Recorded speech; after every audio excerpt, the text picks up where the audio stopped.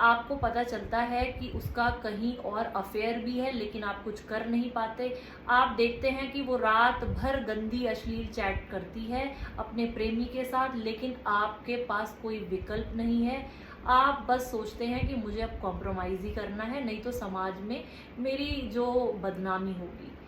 तो मैं आपको ये बता दूं कि हमारा जो भारतीय कानून है, हमारा जो डोमेस्टिक वायलेंस एक्ट है, वो केवल औरतों के अधिकारों की बात ही नहीं करता है। अगर आपकी वाइफ आपको प्रताड़ित करती है, आपको गाली देती है और आपके साथ क्रूरता का व्यवहार करती है, आपको तलाक की बार बार धमकी देती है, तो आप कानून का दरवाज़ा खटखटा सकते हैं। और ये सोचने की देखिए बिल्कुल ज़रूरत नहीं है कि लोग क्या कहेंगे, समाज क्या कहेगा।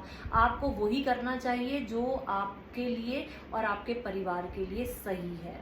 और वैसे भी इन चीज़ों को इग्नोर करने से ये बातें और गंदे रूप से बढ़ जाती हैं और इसका कोई अच्छा अंत नहीं होता है।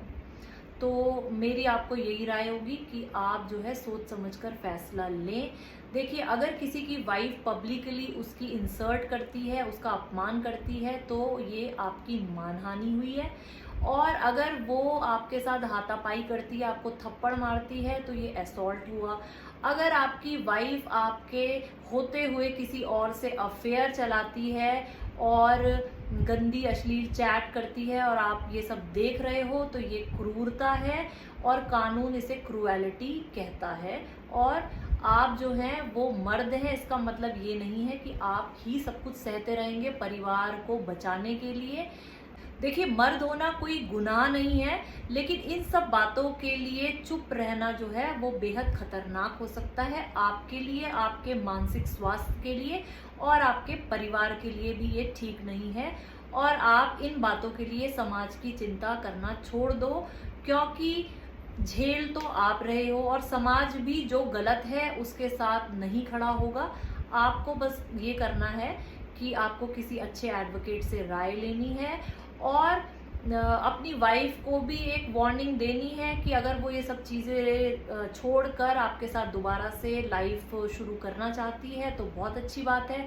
और अगर वो ये सब कंटिन्यू करती रहती है तो आपको वैसे भी ऐसे रिश्ते में रह के कोई फ़ायदा नहीं है और ना ही आपके बच्चों के ऊपर अच्छा प्रभाव इस चीज़ का पड़ता है।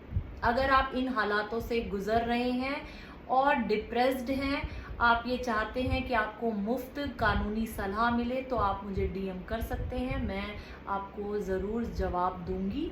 और आप बने रहिए अगली नई लीगल जानकारी के साथ। धन्यवाद।